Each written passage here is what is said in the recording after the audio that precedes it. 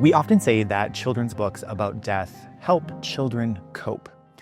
That particular phrase appears in scholarship, in reviews, in teachers' guides, but we rarely stop to ask what that actually means.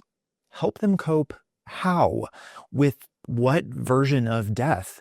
Toward what psychological end?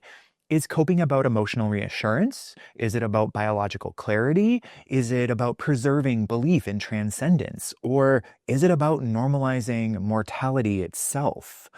Books that are grouped together under the category of death picture books are not necessarily doing the same psychological work. Flattening the genre obscures what may be the very central question. What kind of relationship to mortality are these books constructing for children?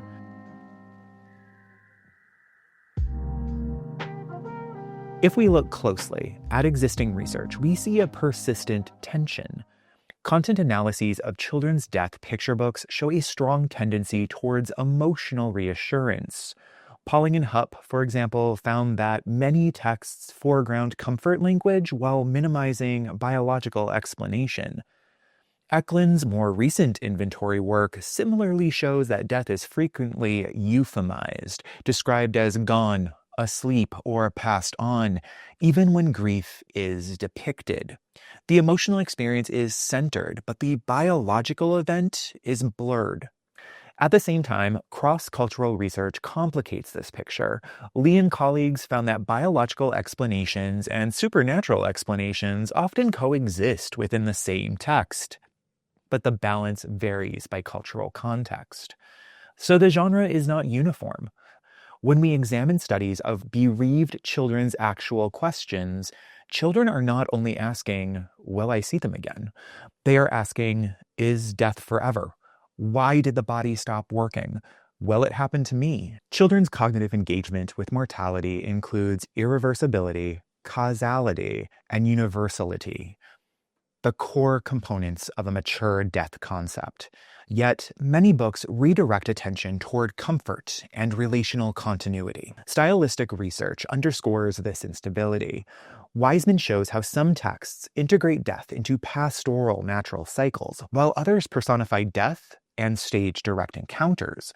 Jepson and colleagues demonstrate that visual style alone can radically shift how threatening death feels on the page. So yes, there is variation, but we have largely treated that variation descriptively.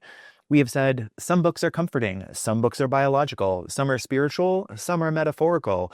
What we have not asked is, what psychological function do these differences serve?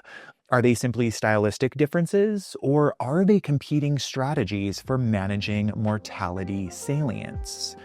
And this is the move I want this pilot study to make.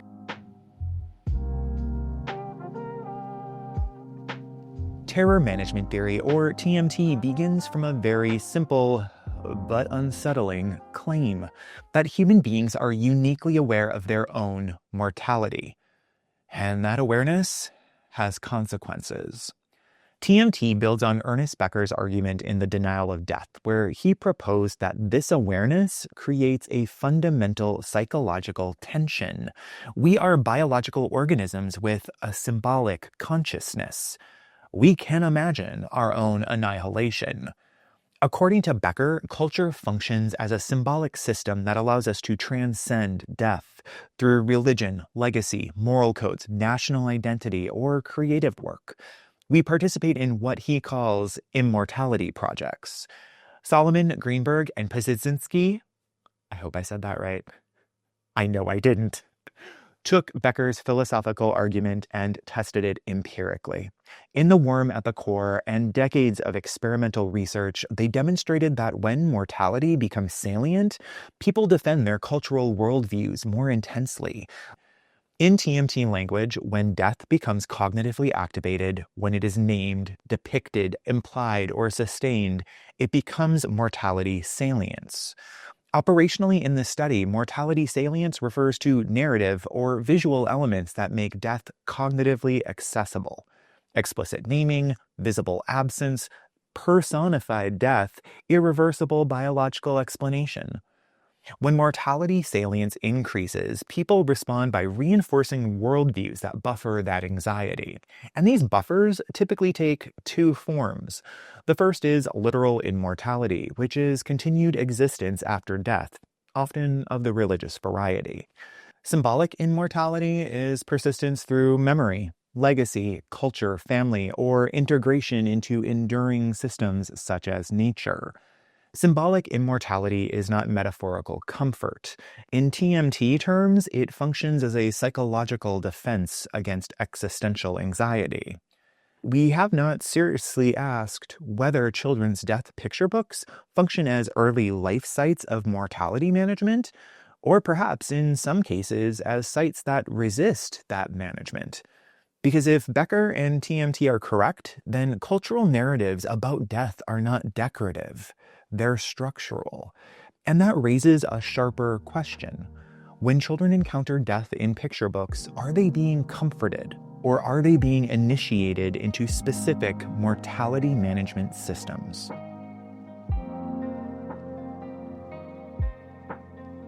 This study employs critical content analysis to examine how mortality is structured in contemporary children's picture books about death. Critical content analysis allows for close reading while explicitly foregrounding representation, ideology, and power. Following Bradford's distinction between top-down theoretical framing and bottom-up textual analysis, terror management theory functioned as the interpretive frame. The larger working collection includes 82 contemporary international picture books that explicitly engage death. From that corpus, I selected 21 texts for this pilot study. I thought it was only 20, but I apparently miscounted. Despite my inability to count, selection was purposeful and contrast-driven. After an initial read-through of the 82 titles, I ended up choosing those 21 that provided sufficient stylistic, cultural, and narrative variation to test whether distinct mortality framing patterns would emerge. This was analytic stress testing, not random sampling or representational completeness. All 21 texts were digitized as PDFs and coded in Transana. Visual elements were coded alongside textual segments at the level of individual pages or spreads. Coding categories included biological clarity, literal immortality claims, symbolic immortality structures, degree of mortality salience, narrative closure versus sustained ambiguity, visual modulation of effect. These categories were informed by developmental research on children's death concepts and by terror management theory's account of mortality buffering. Coding proceeded iteratively. I moved between theory and text, refining operational definitions as patterns emerged. Cross-text comparison was then conducted to identify recurring narratives and semiotic strategies. I also used AI in a limited and hopefully very transparent way.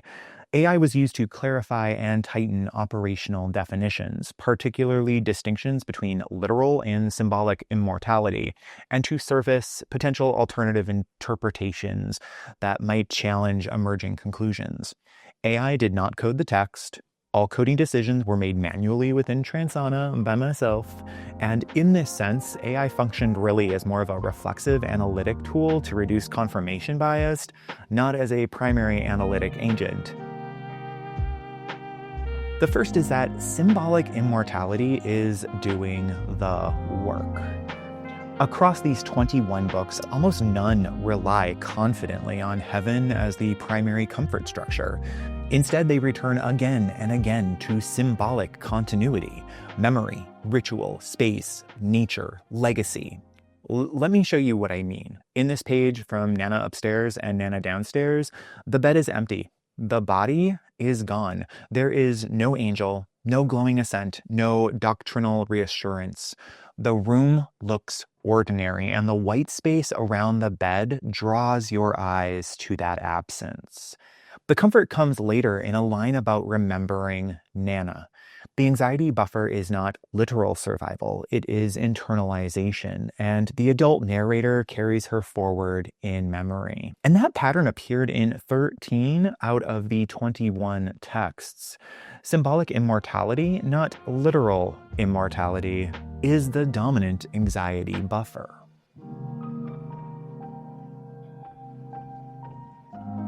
The second pattern is that many of these books allow mortality salience to remain visibly longer than we might expect. Here in this page from Death is Stupid, the casket is center of the page. It's flat. It's not glowing. The collage style feels unfinished and a bit raw. The child character is visibly uncomfortable. When adults offer phrases like, "she's in a better place," those phrases are questioned. The book does not stabilize a metaphysical answer. It stabilizes emotional honesty. Mortality remains cognitively present.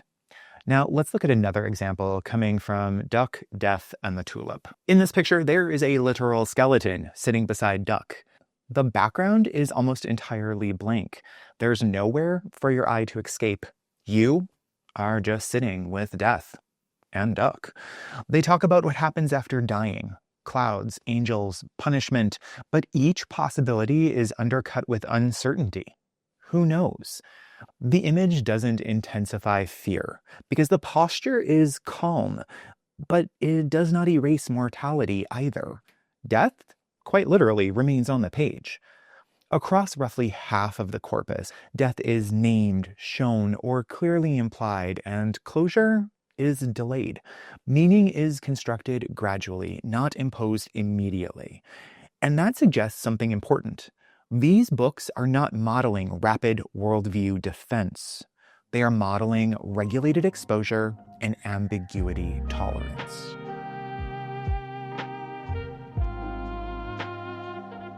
The third pattern becomes obvious once you put several of these books side by side. In Building a Friend, the snowman is dissolving. But notice what this page does visually. The white snow becomes green grass in the next spread. The disappearance is continuous, not abrupt. You can see transformation happening, and the eye moves smoothly across seasonal change. Mortality is reframed here as cycle. Or let's look at another example coming from the longest Let's Go boy. The dog and child are tiny against a wash of amber light. The scene literally feels like it glows, and aging is embedded in this autumnal color. Nothing is sharp or jagged. Across the entire corpus, white space, muted palettes, and expansive landscapes repeatedly soften the physiological intensity of death salience. So even when mortality is cognitively activated, the aesthetic field regulates the effect. TMT research tends to focus on verbal primes and belief defense, but these books suggest that visual design may itself function as an anxiety buffer.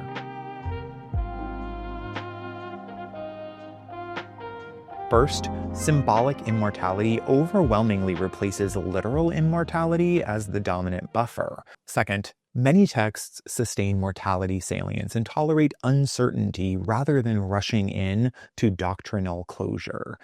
And third, visual aestheticization plays an active role in regulating existential threat. As I widen this corpus, I want to test whether the symbolic ambiguity pattern holds across cultures, across publication areas, and across different types of death, and whether or not we are seeing a broader cultural shift toward relational and aesthetic buffering strategies rather than rigid worldview defense in literature for children.